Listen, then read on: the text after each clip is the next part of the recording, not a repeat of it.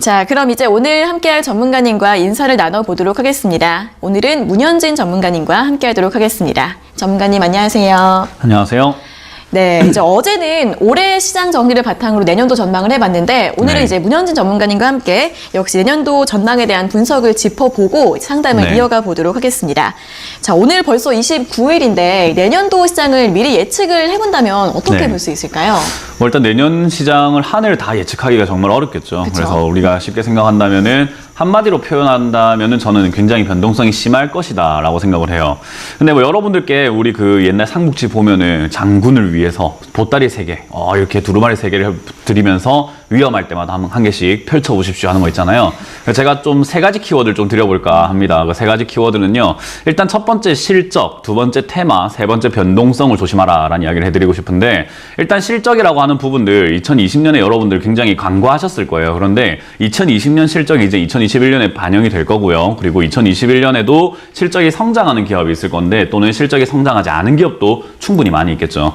이제 그런 것들을 여러분들이 분별하지 못한다라고 한다면은 이제 아무래도 내 종목이 가지 않는다라는 게 점점 심해질 것이다 라고 생각이 듭니다. 그래서 저는 내년 상반기뿐만 아니라 뭐 내년 하반기까지 내년 전체 시장을 본다면은 혼란의 그 자체일 것이다 라고 생각을 하는 게 우리 고층 빌딩에서 외줄 타기 하는 그런 묘기 같은 거 많이 보셨을 거예요. 굉장히 아슬아슬해요. 그래서 그런 것들이 성공을 했을 땐 박수를 받지만 거기서 만약에 큰 사고가 터진다면은 전부 다 이제 충격에 휩싸이게 되잖아요. 저는 내년 장세가 딱 그런 외줄타기 장세라고 생각을 합니다. 그래서 그런 상황에서 여러분들이 살아남기 위해서는 반드시 실적을 먼저 체크를 하라라는 이야기를 먼저 드리고 싶은 거예요. 이 실적을 봤을 때 우리가 그냥 잘 나온다, 괜찮다라는 수준이 아니라 코로나 영향이 있었음에도 불구하고 살아남는 기업이 있을 거고요. 또 코로나 영향이 있음에도 불구하고 살아남지 못하는 기업들, 그리고 뭔가 살아날 것 같은데 안 되는 기업들이 있어요. 이제 그런 기업들은 여러분들이 투자를 좀 피하셔야 되고, 그리고 그런 기업들이 급등이 많이 나올 겁니다. 아니 실적이 안 좋은데 왜 급등이 나와요? 라고 하면 두 번째 테마 장세죠. 이 테마 장세라고 하는 것은 여러분들이 일시적으로 나오는 테마들, 지금과 같은 경우에는 뭐 백신 테마 또는 치료제 테마, 콜드체인 테마 이런 것들이 있는데 이제 앞으로 이 테마 장세라는 게 굉장히 심해질 겁니다. 왜냐하면 우리나라에 좀 특별히 이런 테마가 굉장히 심해요. 지금도 인물 관련주로 계속 급등하고 있는 이재명 관련주 또는 윤석열 관련주들 있잖아요. 그런 게 이제 내년은 대선 장세라고 하죠. 이 대선 장세가 나오게 되면은 민주당 안에서도 경선이 일어날 것이고, 그리고 야당권에서도 후보가 누가 나올 것인가, 그리고 그들이 내는 또 정책들, 공약들이 있을 거거든요. 그런 관련주들이 엄청 급등하고 올라갈 거예요. 정말로 여러분들이 상상을 초월할 정도로 급등을 합니다. 근데 이런 급등세에 있어가지고 여러분들이 실적이 없는 종목이 급등을 했다. 그러면 여러분들은 그것을 탈출 기회로 좀 삼으시는 게 정말 좋을 것 같다 생각이 들고요. 거기서도 역시나 뭐 수익을 좀 많이 보시려고 하시는 분들이 있을 것 같은데 이 세 번째를 조심하셔야 됩니다. 바로 변동성 장세라고 하는 거죠. 풍부한 유동성이 지금 많이 풀려 있다라고 하죠. 여러분들도 알다시피 증시 대기 자금도 굉장히 많고 유동성, 양적 완화로 인해 가지고 돈이 엄청 풀려 있단 말이죠. 이제 그 돈들이 시장에서 들쭉날쭉하게 되면은 최근에 LG전자도 상한가 가는 거 보셨죠? 지금 그게 20조가 넘어가는 그 기업이 상한가를 갑니다. 그런 거는 증시에서 여러분들이 하루 이틀 하셨다면 잘 모르실 수도 있지만 정말 오랜 기간 있었다라고 한다면은 대형주가 상한가를 가는 장세네 라고 생각할 수 있는 곳이거든요. 그래서 그 정도라고 한다면 내년 테마 장세는요 굉장히 뜨거울 것이다 라고 생각하는데, 지금만 하더라도 삼성전자 8만전자 이러면서 올라가잖아요. 근데 그 8만전자도 결국은 모두가 다 팔아내기 시작한다면은 한 가격에 8만 원에 다 팔 수 있는가 하면 그게 아니에요. 그래서 저는 삼성전자도 지금 여러분들 신경을 쓰셔야 된다라고 생각이 드는 게, 끝없이 올라가는 종목은 없습니다. 결국 떨어질 때가 나오게 될 건데 그때 모두가 행복할 수는 없다. 결국 먼저 파는 사람이 임자다 생각을 하기 때문에요. 변동성이라고 하는 것은 잘 이용을 하게 되면 여러분들께 이득이 생길 수 있어요. 그러나 변동성을 잘못 이용하게 된다면은 여러분들께서 결국은 내 계좌에 독이 되는 거죠. 그래서 큰 수익이 날 수 있다라고 하는 것은요 반대로 큰 손실이 일어날 수 있는 정말 하이 리스크 그리고 하이 리턴입니다. 그래서 어떤 누군가에게는 리턴이 크게 들어올 수 있는, 수익이 크게 들어올 수 있지만요, 어떤 누군가에게는 그 리스크가 굉장히 크게 작용해서 내년은 제 생각에는 대박 아니면 쪽박이 딱 맞는 장세일 것 같습니다. 그래서 여러분들이 내 실력을 한번 돌이켜 보시는 게 좋을 것 같고요. 지금 당장에 여러분들이 리스크 관리를 좀 안 하고 투자를 하고 계신다라고 한다면은 저는 그거 지금부터라도 조금은 하시면서 연말 동안 조금 쉬어가는 장세에서 그런 리스크 관리 좀 신경 쓰신다면 2021년 이 3가지 키워드로 대응 잘 하실 수 있을 것 같습니다. 네, 위기 때마다 꺼내볼 수 있는 세계의 보따리, 이제 실적을 주목하고 테마 변동성은 조심해라라는 조언을 들어봤습니다. 자, 그러면 조금 더 구체적으로 짚어보겠습니다. 이제 업종이나 섹터로 봤을 때 내년에 좀 좋을 것 같은 업종, 그리고 좀 하락이 예상되는 업종, 어떤 것들이 있을까요? 그게 굉장히 어려운 질문이에요. 사실은 이게 애널리스트들의 생각이라고 하죠. 그러니까 학문적인 접근과 그리고 주가 측면에서 접근이 다르거든요. 네. 왜냐하면은 우리가 업황은 회복이 될 것 같다고 생각이 들지만 주가가 미리 선반영을 해서 아니 내년에 반도체가 좋다고 하는데 왜 빠지지 하는 그런 형태가 나올 때가 있고요. 또 반대로 자동차가 내년 안 좋을 거라고 했는데 주가가 막 급등하고 올라가서 왜 내년 반도체 2021년 반도체가 안 좋다고 자동차가 안 좋다고 그랬는데 왜 도대체 가는 거야? 라고 했을 땐 2022년이 좋을 것 같아서 미리 선반영하는 경우가 있죠. 그래서 이제 이거를 주가로 한번 해석을 해서 풀어볼 것인가, 또는 학문적으로 애널리스트 관점에서 우리가 그냥 리포트 관점에서 한번 접근을 해볼 것인가의 문제가 있는데, 저는 애널리스트가 아니죠. 그냥 우리가 흔히 말하는 전문가, 그리고 실전 투자를 하고 있는 실전 투자자라고 봤을 때 저는 업황을 그렇게 보고 싶어요. 주가적인 측면으로 보자라는 거죠. 그래서 여러분들이 생각을 하실 때는 아니 이 업종이 침체라고 라고 생각할 수도 있고, 아니 이 업종이 괜찮다고 라고 생각하실 수도 있지만, 저는 2021년 주가의 흐름으로 봤을 때 한번 살펴볼까 합니다. 일단 먼저 저는 회복이 될 것이다 라고 생각하는 그런 업종, 그러니까 주가가 괜찮을 것이다 라고 생각하는 것은요, 경기 민감주가 될 것 같아요. 일단 경기 민감주라고 한다면은 많은 분들께서 경기 민감주 도대체 뭐 하는 업종이지? 우리가 흔히 말하는 소비라고 하는 거죠. 이제 코로나로 인해 가지고 우리가 돈을 많이 쓰진 않고 있어요. 그리고 뭐 경기 부양책을 통해서 돈을 많이 풀어준다고 해서 자동차를 사진 않거든요. 결국 먹고 사는 문제부터 해결할 가능성이 굉장히 높아요. 근데 이 먹고 사는 문제에서도 우리가 의식주라고 해서 한국은 옷을 굉장히 중요시 여기잖아요. 그런데 제가 보기에는 지금은 나가질 않기 때문에 옷을 중요시 여길 필요가 없습니다. 그래서 식 쪽으로 많이 몰려갈 것이다. 그러니까 음식료 쪽으로 많이 몰려갈 것이다 생각이 들고요. 그리고 마스크를 쓰다 보니까 요즘에 이제 많은 분들이 느끼실 거예요. 특히나 여성분들, 내 피부가 좀 좋아지고 있는데 라고 하시는 분들이 조금 있으실 거예요. 왜냐면 화장을 좀 안 하고, 그리고 아니 근데 좋아지는 것 같은데 트러블이 좀 많네? 라고 하면서 마스크 트러블을 좀 많이 이렇게 호소하고 계시거든요. 그래서 저는 화장품이 이제 내년에 좀 성장할 것이다. 주가가 지금 바닥이 있거든요. 그래서 좀 올라갈 것이다 생각이 들고, 특히나 유통 관련 업종들 지금 뭐 많은 분들께서 기억하시면 좋은 게 뭐 CJ 대한통운이라든지 유통 관련 업종들이요.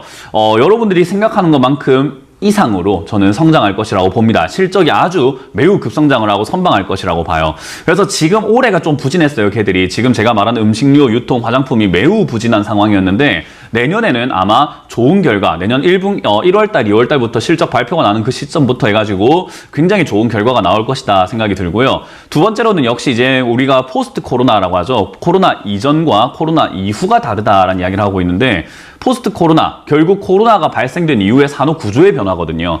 근데 그 구조의 변화에서 과연 어떤 업종들이 가장 큰 수혜를 받을까라고 한다면 당연히 비대면, 온라인이겠죠. 그 온라인에서도 우리가 흔히 생각을 할 때 온라인 하면 떠오르는 회사들이 있습니다. 뭐 카카오, 그리고 네이버, 이런 쪽은 이미 선반영이 되었다고 봐요. 그래서 업종은 같은 온라인 관련주지만 걔들은 저는 좀 힘들 것이다. 상승이 힘이 빠진다든지 조금 이렇게 부진할 가능성이 높다라고 생각이 들고요. 역시나 게임 관련주 중에서 지금 바닥에 있지만 올라갈 수 있는 그런 기업들 너무나 많습니다. 저도 사실 코로나가 발생되고 난 다음에 원래 워낙 게임을 좋아했지만 코로나 발생 이후에 집에서 게임을 하면서 결제까지 하게 되더라고요. 왜냐하면 소비 욕구는 어쩔 수가 없는 것 같아요. 밖에서 안 쓰니까 집에서 이거라도 좀 더 쓰는 게 어떨까 하는 자기 만족인 거죠.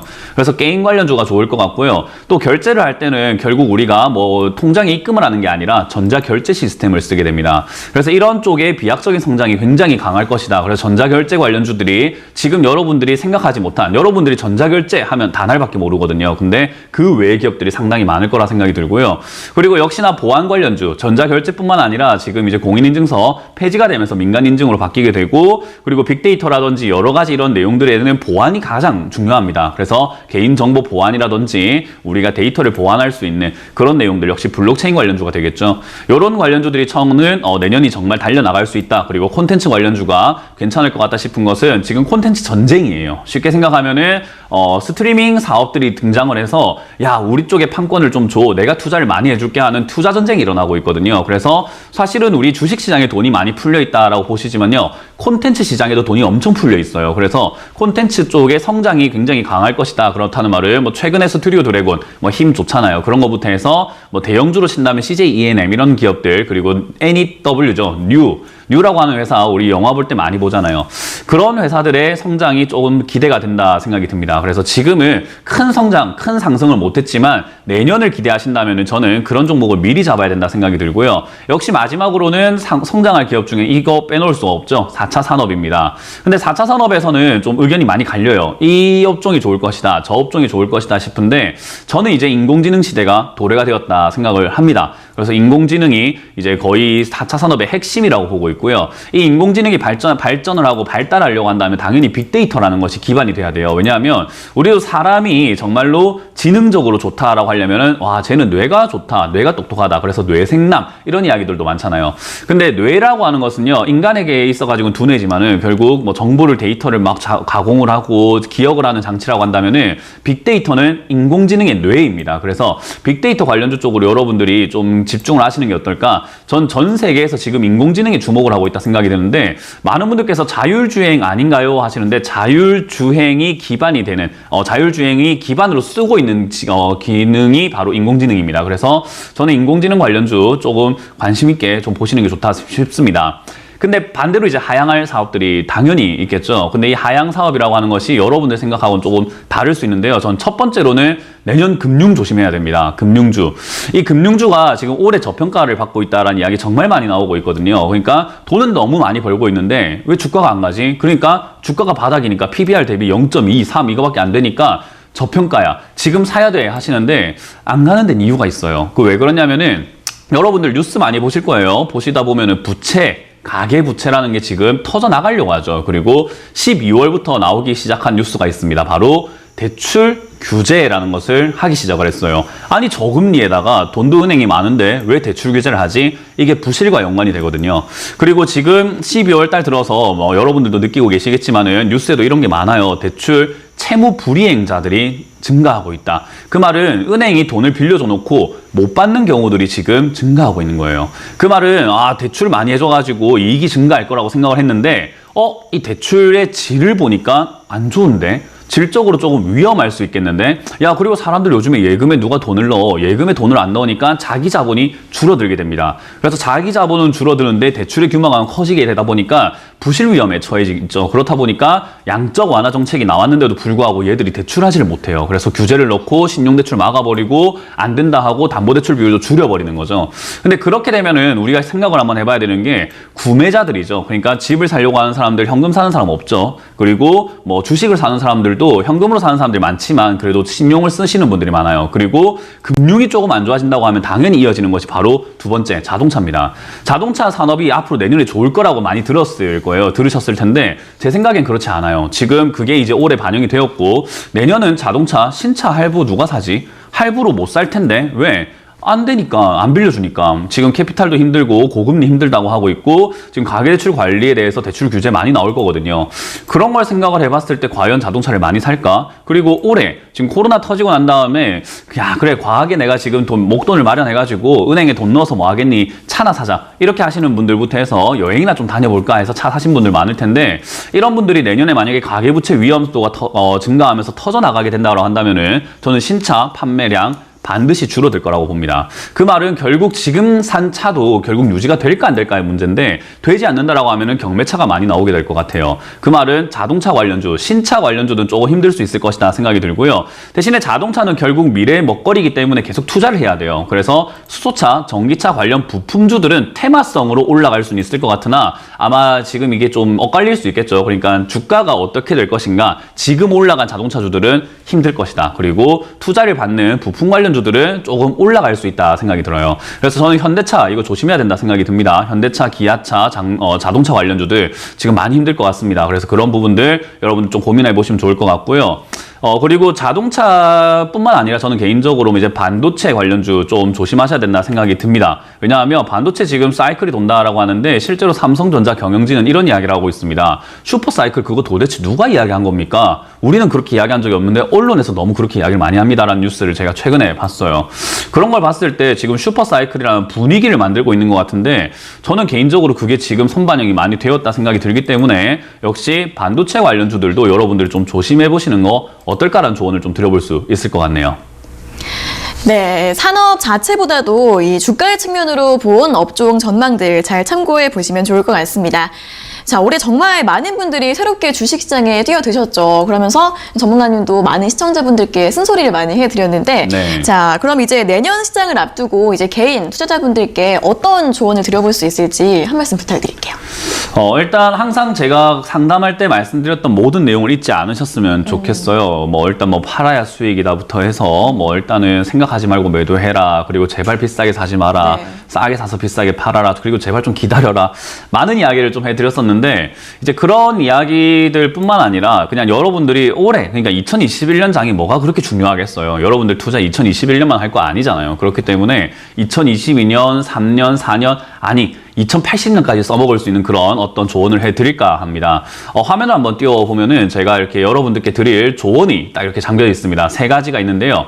일단 첫 번째라고 한다면은 우리가 생각을 해봐야 되는 게 저는 항상 주식을 할 때 기억을 하셔야 되는 게 매매를 할 때는 중요한 게 마인드다 생각이 들어요. 여러분들이 항상 기술적인 매매라든지 기술적인 투자라든지 차트를 어떻게 봐야 될까 이런 걸 생각을 하시는데 저는 첫 번째로 생각을 한다면 일단 팔아야 수익이다라는 것을 좀 말씀드리고 싶어요. 일단 수익 나는 종목은요. 저는 현재 진행 중인 종목은 절대로 매수해서는 안 된다. 그러니까 그 수익이라는 것에 만족하면 안 된다 생각이 들거든요. 특히나 제가 지금 여러분들께 2021년에 조심해라고 하고 싶은 종목은 삼성전자입니다. 지금 많은 분들께서 수익이 나고 있다 생각을 하고 계세요. 근데 주식 투자를 안 해보신 분들은 들고 가고 있는 수익 중인 종목에 만족을 느끼시는 분들이 많은데 많은 분들께서 이런 고민에 빠지게 되죠. 이걸 계속 들고 가도 될까? 아니면 더 샀어야 수익이 나지 않았을까? 라는 그런 착각을 하시게 되거든요. 근데 이거는 수익 중인 거잖아요. 근데 현재 진행 중인 수익은요, 여러분들 것이 아닙니다. 저는 항상 말씀드리지만은 수익 실현한 것이 내 것이다 생각이 들거든요. 그래서 지금 여러분들이 수익 중이라고 느끼고 계신다면은 매도 계획을 잘 짜셔야 됩니다. 특히나 떨어지기 시작할 때 조금만 더 기다려봐야지라든지 더 담아야지라는 그런 관점들을 저는 좀 위험하지 않나라는 생각이 들어요. 근데 그런 이야기들은 지금 삼성전자뿐만 아니라 제가 말씀드린 것처럼 시간이 지나면서 매년 여러분들께 굉장히 중요한 내용이 될 거예요. 그래서 그런 부분을 좀 기억을 하셨으면 좋겠다 생각이 들고요. 지금 화면이 안 나와서 제가 조금 보면서 하도록 하겠습니다. 네. 그리고 두 번째로 본다면은 여러분들이 기억하셔야 되는 게 저는 그렇게 생각을 해요. 여러분들이 수익을 내려고 한다면은 내가 변하지 않으면 수익이 나오지 않는다라는 생각이 들어요. 그래서 여러분들이 항상 기억하셔야 되는 것은요. 매매 기법을 따라다니지 마시고 종목을 자꾸 이렇게 보려고 하지 마시고 내 포트폴리오 안에 있는 종목이 뭐가 들어가면 수익이 나지 그런 데 관심 가지면서 TV에 누가 자꾸 좋다는 이야기를 하지 어떤 기업이 올라갈까 이런 데 관심 가지는 것보다는 내 매매 기법을 한번 생각을 해보세요. 그냥 TV에서 홈쇼핑 매매하는 것은 아닌지 주변 지인들이 좋다고 하면 사는 것은 아닌지 커뮤니티 보면서 누가 막 좋다고 하면 사는 건 아닌지 나만의 기준이 있는지 그런 걸 한번 좀 되돌려 보셔야 될 때가 아닌가 되짚어 보셔야 될 때라고 생각이 듭니다. 그래서 2021년을 준비한다가 아니라 여러분들이 투자 인생을 봤을 때 이건 2021년이 중요한 게 아닙니다. 매년 매 순간마다 여러분들이 변하지 않으면 여러분들의 계좌 수익률은 절대로 변하지 않습니다. 그래서 그 부분을 기억하시면서 내가 지금 어떤 매매를 해야 될 것인가에 대해서 한번 생각해 보시고요. 저는 그런 관점에서 여러분들이 변할 수 있는 마지막 포인트는요. 세 번째, 절대로 고점에 사지 마라. 근데 여러분들이 이런 생각을 해요. 그게 고점이 어딘데요? 고점을 어떻게 알아낼 수 있는데요? 일단 저점에 사는 법보다 쉬워요. 저점에 사는 건 굉장히 어렵거든요. 근데 고점에 사지 않는 법은 너무 쉽습니다. 제가 한 가지만 말씀드릴게요. 좋다고 하는 종목 좀 사지 마세요. 좋다고 하는 그 순간이 가장 비싸요.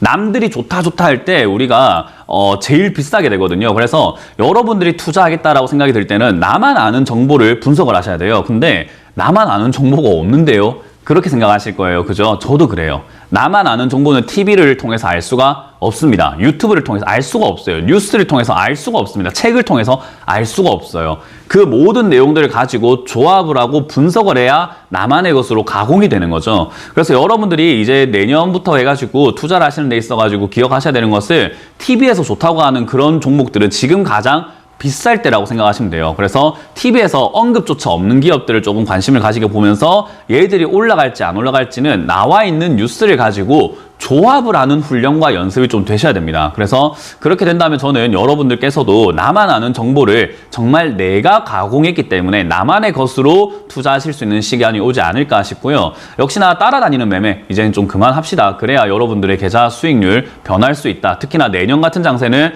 따라다니다 보면 여러분들 계좌 정말 반의 반토막이 아니라 완전 제로가 될 수 있기 때문에 내년은 정말로 조심하셔라는 조언을 드려보겠습니다.